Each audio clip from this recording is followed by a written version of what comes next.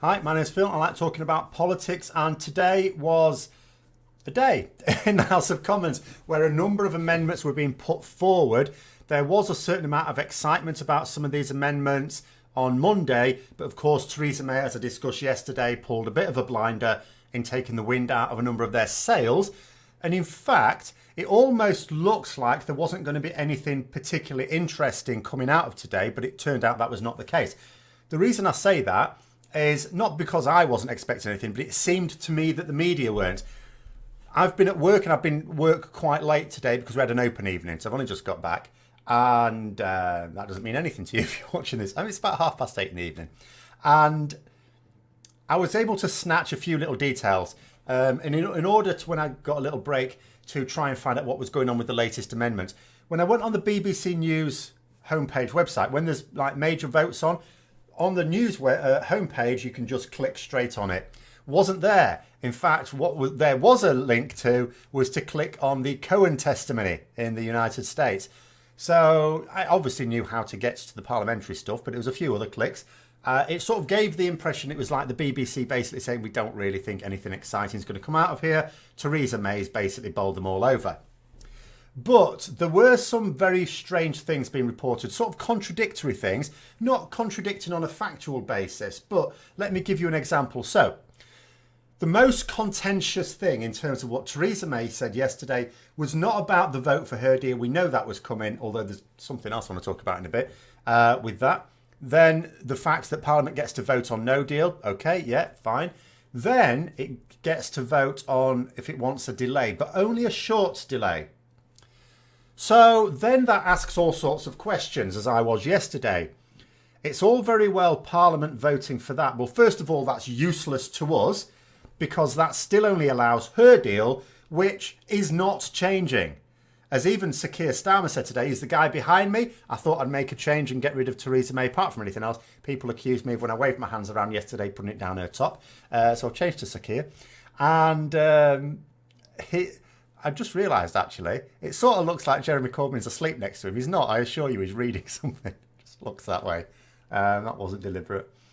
But if Parliament votes for that, obviously you can't do a referendum in 3 weeks. It took 22 weeks to carry out all the necessary steps for the first referendum, and there wasn't really much opposition to that. So this one, the second referendum, there would be some opposition, and so it's got to take at least another 22 weeks. You're talking half a year needed at least. And then a few months on top of it, depending on, unforeseen little bits and pieces. Can't do it in 3 months. Not possible. So all it does is take the second referendum off the table. It just gives deal, which we know is not going through, or no deal. So it looks like a no deal. But then there's the other side of it, as people will be quick to point out, yeah, but it's not just down to the UK Parliament. No, it's down to every other Parliament in the EU as well. Would they go for it? So here are the competing things. On the one hand, everyone in Europe knows that if we ask for a 3-month extension, we're basically asking for a no deal, but just a deferred no deal. So will they go for it? On the one hand, they could argue, no, nothing useful is going to be done. Forget it. On the other hand, for example, Chancellor Merkel said today that she'd be open to it. She said on the condition that it was for the UK Parliament to finalise a deal, she'd be okay with it. Obviously, everyone knows, she knows that that's not going to happen. If they don't vote for it this month, or next month, it's still February. If they don't vote for it next month, they ain't going to vote for it in 2 months' time, 3 months' time, are they? So, no. I mean, at the end of the day, you've got to remember, this is nearly a 3-month process, 3-year process, sorry. We've been nearly 3 years. If we haven't got a deal after nearly 3 years, how are we going to get a deal after actually 3 years when there's only a few more months to go? So they could take that line. Nothing useful is going to be achieved by it. Sorry, you've decided no deal. Go with it. But there are advantages in the EU, allowing the extension even then.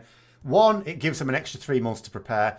Two, you've got to remember, let's take from Chancellor Merkel's point of view, there are German businesses that are going to suffer as a result of this. Nowhere near as many as British businesses.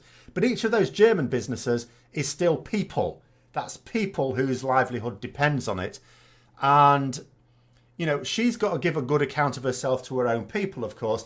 They're not going to be impressed if it looks like she hasn't allowed every opportunity for a deal to emerge.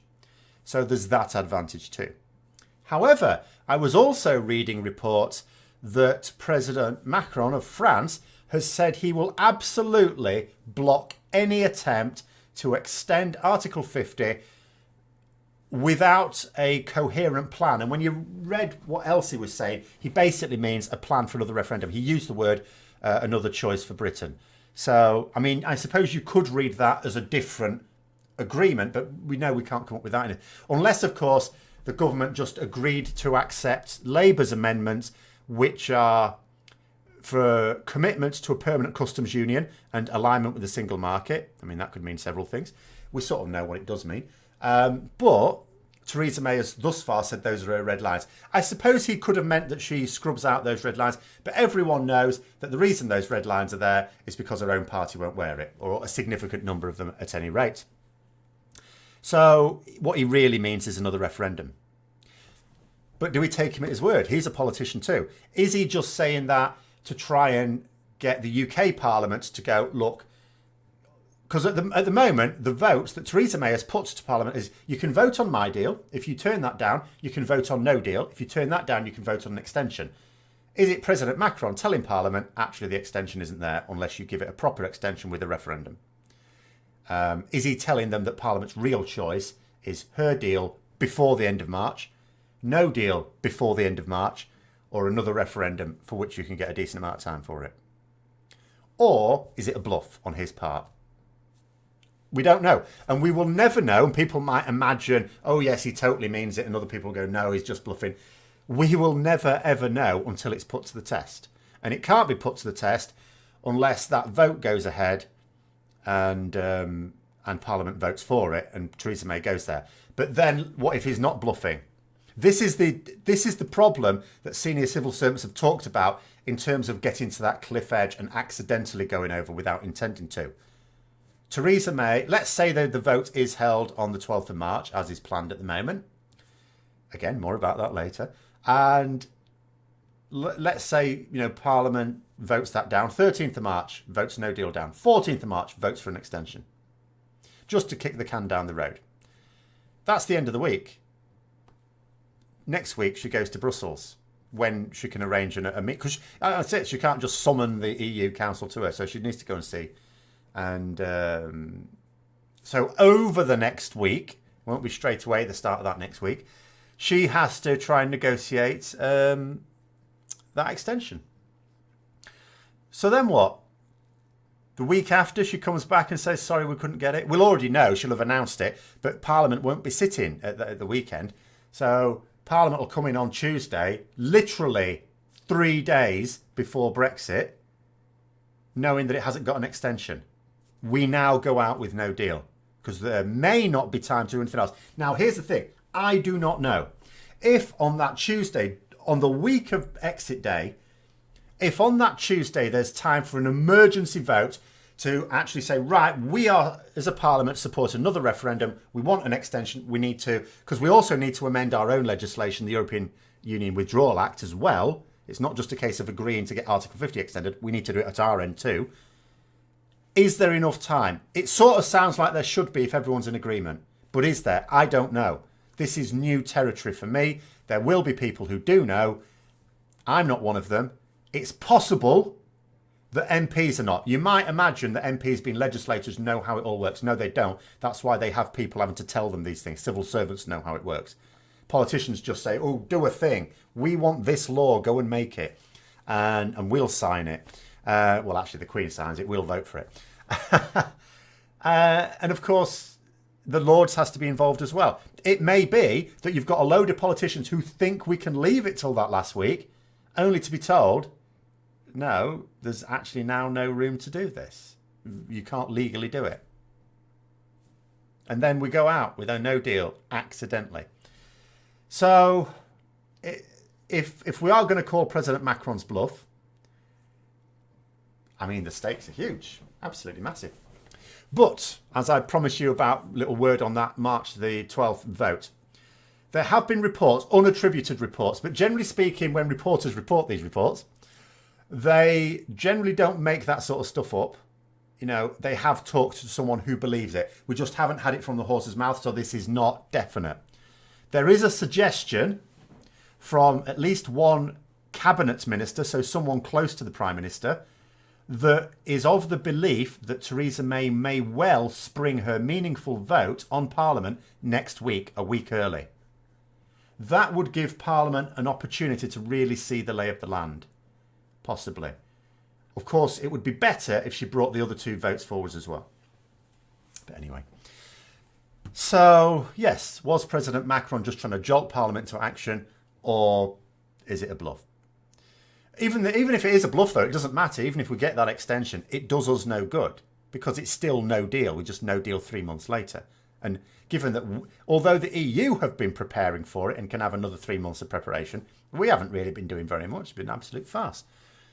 So anyway, we'll just have to see on that one. We'll have to see. Now, there were a number of amendments that were being put forward today. There were 5 amendments. One of them was withdrawn. So I'll go through the one that was withdrawn.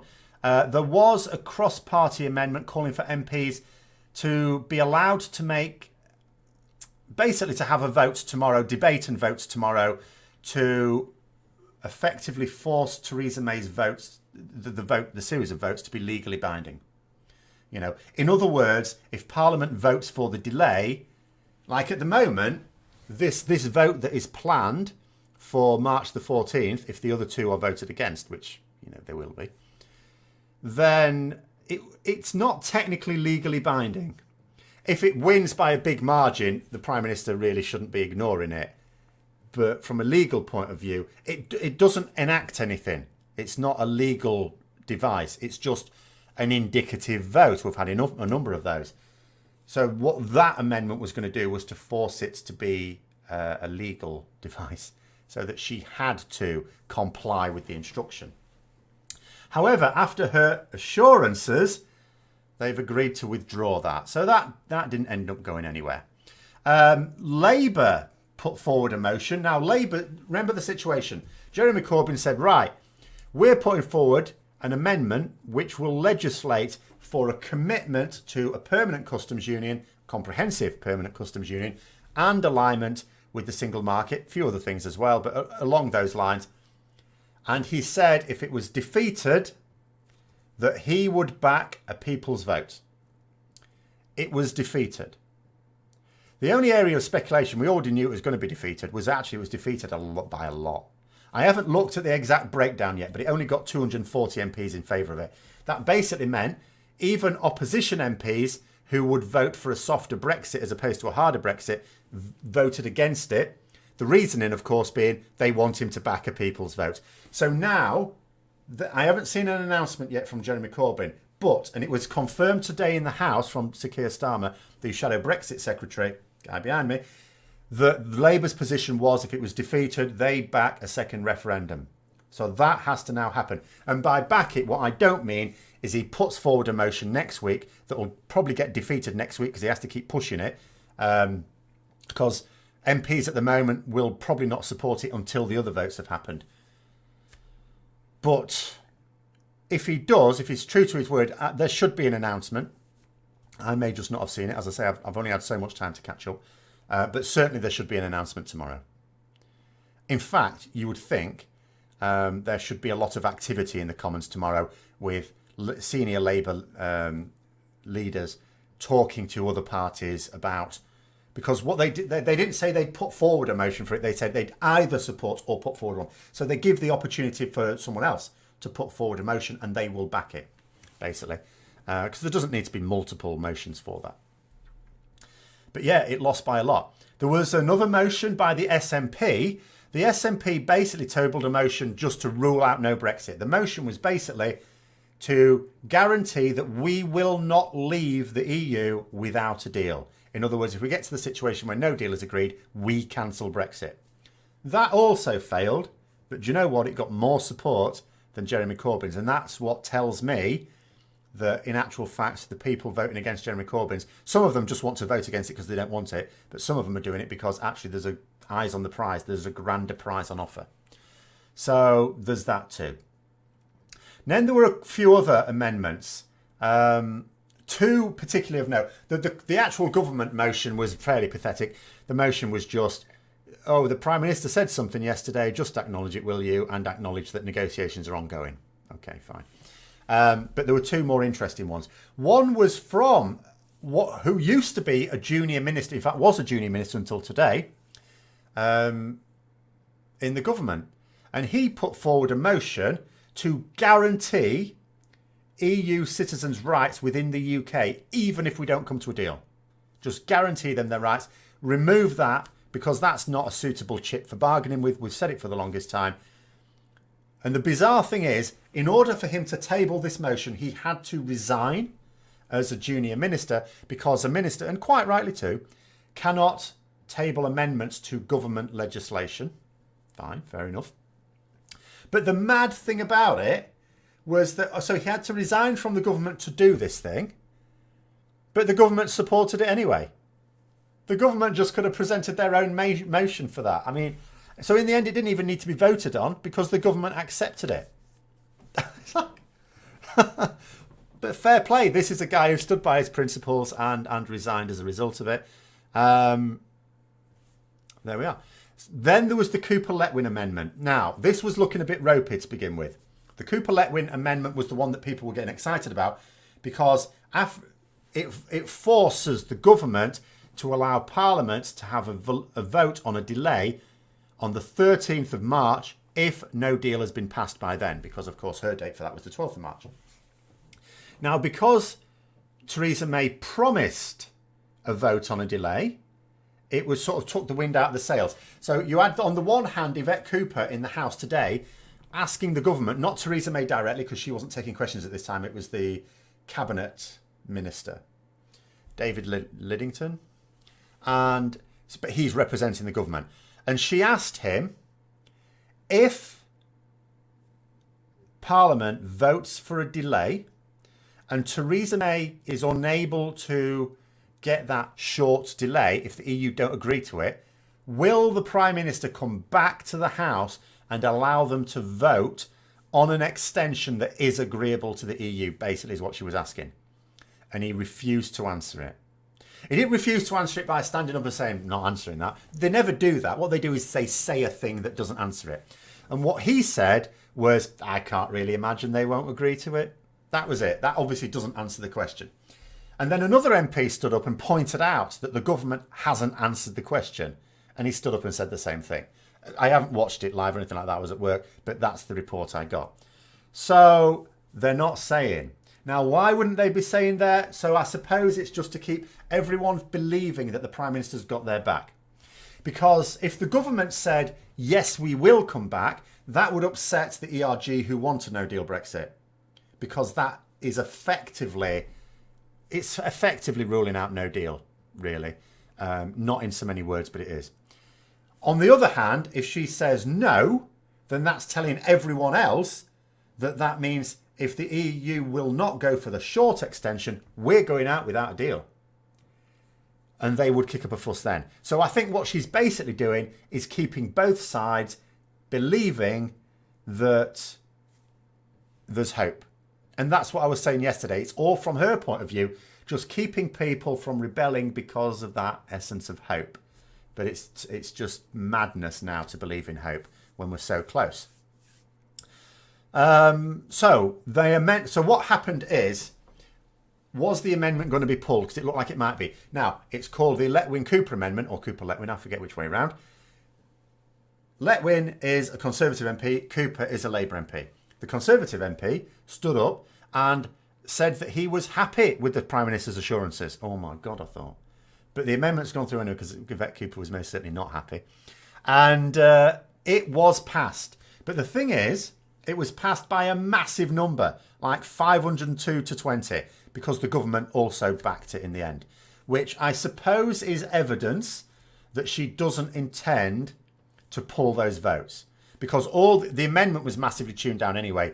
Like the amendment now only really, as far as I could tell, only even calls for a short delay. Whereas before the plan was just for a delay. So it's sort of in agreement. So all it does now is mean that Theresa May can't pull those votes, like she's done in the past. So that vote will have to go ahead. But obviously, the fact that she felt able to back it was probably just testament to the fact that she doesn't intend to pull it. She's okay with it. Remember, there's no need to pull it anyway, because if she wants, because we still don't know, like I've talked about this in the past, we still do not know, does she want to allow the UK to go out with no deal to preserve her party? Whether it would do or not is academic. If she believes it will, that's her perception. Or does she want to engineer some situation where we effectively don't leave the EU in the end? Both of them could be possible as a result of this. And that's why MPs are probably not going full rebellion at the moment, because they can sort of imagine in their own heads that all roads lead to Rome, effectively. For the people who want a no Brexit, they look at the situation and go, right, Parliament is going to vote down her deal, vote down no deal, all right then, but they're going to vote for an extension. She goes back, they don't give her an extension by the time she comes back to... And then if she doesn't come back to Parliament, she's letting us go out with no deal. They might imagine she's saying that. Or even if she does come back, it might be too late. Whereas the other side thinks to themselves, she's not ruling it out, but she's probably only not ruling it out to keep, the ERG on board. But actually, when it comes down to it, she will come back to Parliament. Of course she would. Any reasonable person would. Making the assumption she's a reasonable person, or indeed anyone in Parliament at the moment is. I suppose there's a few. And they'll think to themselves, of course she's going to come back. We'll have an emergency debate and say, look, if they are going to agree to a 10-month extension for us to run another referendum, right, we'll do that rather than no deal. Yeah, definitely. But what if she doesn't? What if she doesn't? This is just back to the old game of chicken, isn't it? So that's how the Parliament's panned out. It was quite interesting, especially if she does actually spring that meaningful vote next week. It means, I don't know what that means. I'm going to have to think about what that means. But that's what happened today anyway. So although the BBC didn't have any faith that there were going to be interesting things happen, I thought it was. Unfortunately, it still doesn't tell us which way the Prime Minister is going to turn. The no Brexit cliff or back to where we came from, remaining in the EU. What it's certainly not going to lead to is a deal. What we're certainly not looking at the moment is a soft Brexit, because it looks to me like Parliament in general is stacking the chips high. Because remember, there are no MP wants a soft Brexit, really. So you could argue many MPs would prefer it to what is their even worst case scenario, the other extreme. But essentially what MPs want is either a no deal Brexit or no Brexit at all. That's really what they want. And if both sides by these actions are made to believe that that prize is attainable, none of them will really, apart from the ones who decide to cash in early because they can't take the heat, none of them are really going to want to vote for a deal. Obviously, many will, because there'll be many people who will loyally back the government, Tory MPs that will back the government. But in terms of Parliament in general, no. And they never will. They never will. So anyway, I hope you found that interesting. If you did, don't forget to click the like button, subscribe for further content, and click the bell notification as well. The poll for tomorrow's topic is still up, and it's in the community tab if you click on the channel name. And until next time, I'll see you later.